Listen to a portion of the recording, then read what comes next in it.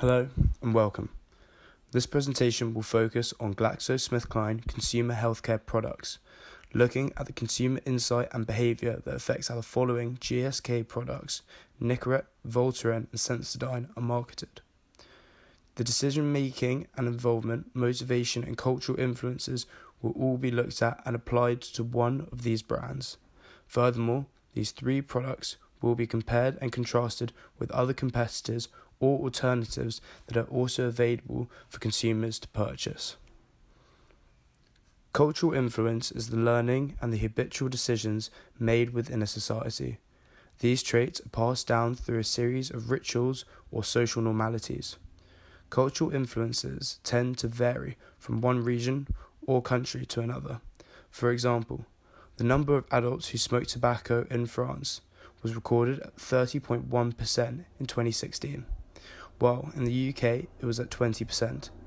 It can be argued that because smoking is more deeply embedded in French culture, less has been done to reduce the number of adults that smoke. In comparison to the UK, which has seen an increase in taxation of tobacco that has resulted in a greater decline of adult smokers. Hofstede defines culture as the accumulation of shared meanings, rituals, norms and traditions. The following three slides will each look at how the cultural influence of smoking tobacco is combated by Nicorette and how the product is pushed by GlaxoSmithKline, the underlying dimensions of culture, the culture production system, promotion and communication and pricing. The underlying dimensions of culture are made up of three areas: values, social norms and rituals. All three of these areas can be applied to the Nicorette product. The recent negative shift in social values of smoking tobacco have promoted many smokers to attempt to quit and therefore use Nicorette products in order to promote more positive core values. Ritual behavioural habits in consumers play an important role when a substance product such as Nicorette must be continuously taken by the consumer in order to obtain success. Rituals require full consumer engagement, as rituals do not tend to be a cognitive action such as breathing. Rituals require repetition in order to become habitual. Therefore, in order to ensure repetition, consumers must be reminded of the negative outcomes of smoking. Social normalities over the last 3 years have drastically changed. With greater negative shift towards smoking tobacco, it is now more common not to smoke. Therefore, more smokers are trying to give up cigarettes by using products such as Nicorette. The culture production system influences industries to push new products in order to prevent a cultural backlash due to a stagnant market caused by singular products. Nicorette has been influenced by the culture production system to offer as much choice as possible to those that are trying to quit smoking. Currently, the brand offers 7 products to consumers. The CPS is made up of 3 subsystems. The creative subsystem would be the company GSK or brand Nicorette pushing new products. For example, the Quick Mist mouth spray. The managerial subsystem would be the distributors of the products, such as the pharmacies like Boots. Finally, the communications subsystem would comprise of those in charge of making the new product and informing consumers of this product. Nicorette look to promote themselves as a brand that likes healthy lifestyles. Because of this, Nicorette has sponsored sports teams since the 1990s through to today. For example, the brand is a main sponsor of many yacht racing teams.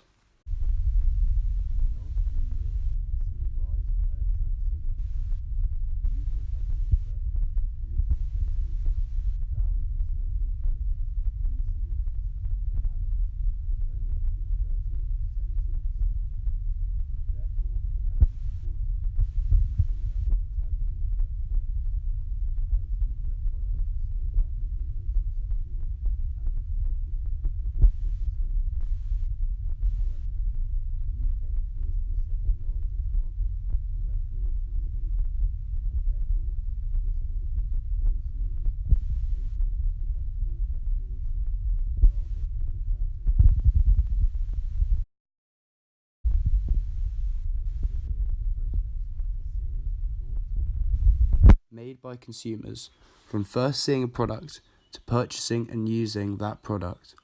This process, however, has many different forms. For example, limited and extended problem solving can be the difference between buying everyday household items such as bread and butter, as opposed to making high financial investments in either a car or property. Voltaren, GSK consumer healthcare product that relieves pain in muscles and joints, coming in a variety of products from gels to tablets.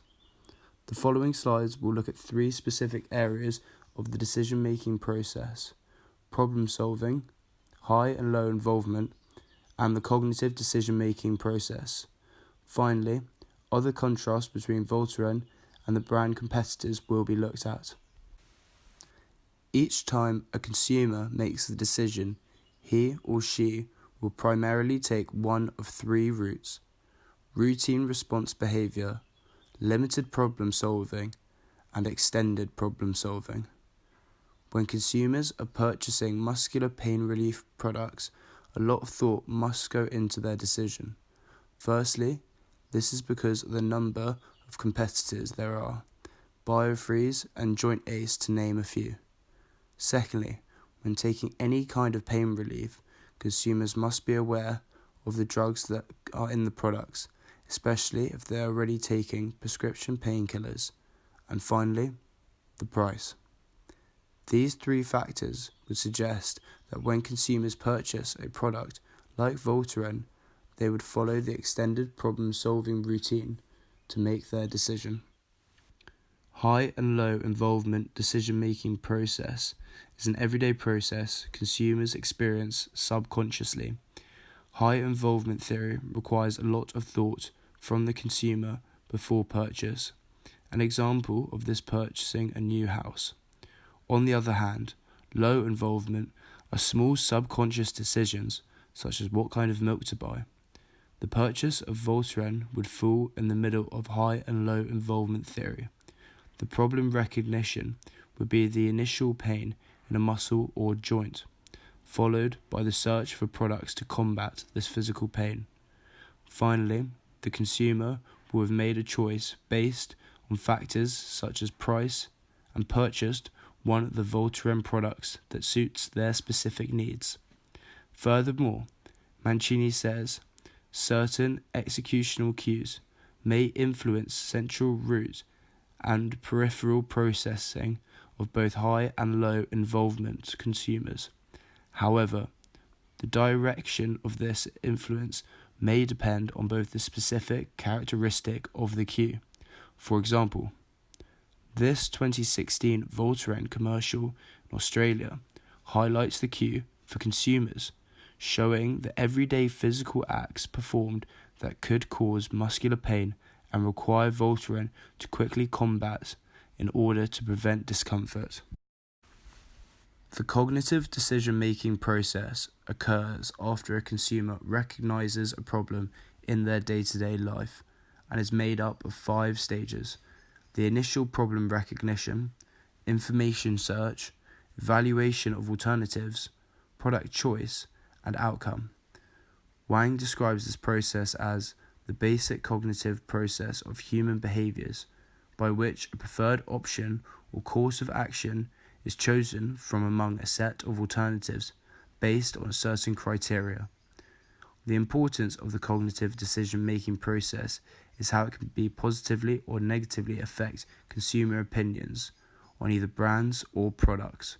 For example, in 2017, GlaxoSmithKline was found guilty of misspelling the product Voltaren Osteogel to appear effective for osteoarthritis in order to charge consumers a higher price premium. The negative backlash has high potential of affecting future consumers during the cognitive decision-making process, as they may prefer other competitors such as Biofreeze due to the risk of being overcharged for a GSK product. Over the last 10 years, Voltaren has come under a lot of criticism from researchers around the world. As mentioned previously, in 2017, it was found to be mis-selling certain products in order to charge a higher price premium. Other more serious medical implications for the product include having cardiovascular risks for consumers. A medical report written by Henry and McGuigan found that Voltaren contains diclofenac, which can cause individuals to have a higher risk of having cardiovascular episodes. While today Voltaren is the most popular gel for consumers with muscular aches and pains, the recent criticism has allowed for competitors such as Joint Ace to grow in popularity by offering a product that does not contain diclofenac. Newman states that motivation research represents an attempt to apply systematically the accumulated knowledge of human behavior and the analytical concepts and research methods of such behavioral sciences as psychology, sociology, and social anthropology to the buying behavior of individuals and groups. Consumer motivation can be split into needs and wants.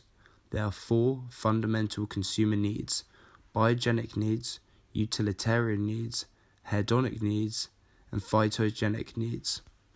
Looking at the GSK consumer healthcare product Sensodyne, the following motivational aspects will be looked at: push theory, unconscious needs, and the Herzberg two-factor theory. Finally, contrasting the product Sensodyne to other competitors. Hull's push theory looks at the sequence of events that consumers go through in order to achieve an equal balance in life once they have noticed something is missing. For example, looking at this Sensodyne ad for sensitive teeth, the tension would be the consumers who have suffered from sensitive teeth. Using the ice lolly as a reminder for a lot of consumers that have experienced this problem as the strong drive. The drive direction is offering the Sensodyne product as the solution for this issue. The results in the consumers wanting this product in order to prevent tooth sensitivity. The following behavior will be consumers purchasing the advertised product, and finally consumer tooth sensitivity has decreased after use.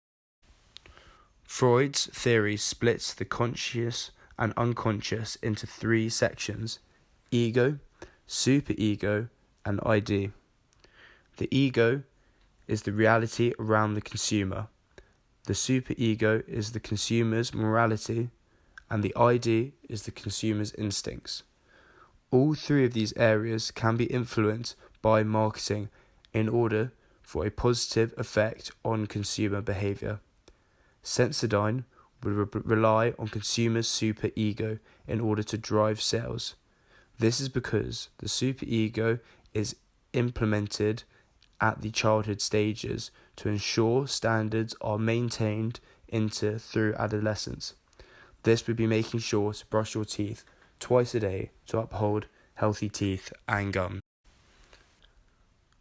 Herzberg theory is split into 2 areas: motivators and hygiene, also known as demotivators. While both motivators and demotivators can both be applied in the workplace, they can also be used in product marketing in order to ensure positive consumer behavior and give consumers a reason to purchase a product like Sensodyne again. The motivator for Sensodyne is the assurance that their product will reduce sensitivity in teeth and prevent gum issues.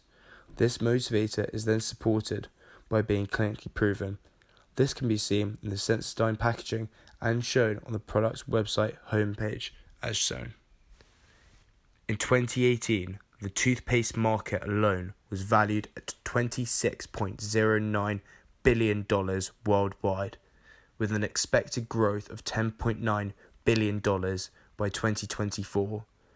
This clearly shows how competitive the market is and enforces the importance for companies such as GlaxoSmithKline to utilize the correct marketing techniques and pay attention to consumer behaviors to maintain brand dominance when competing with other brands such as Colgate.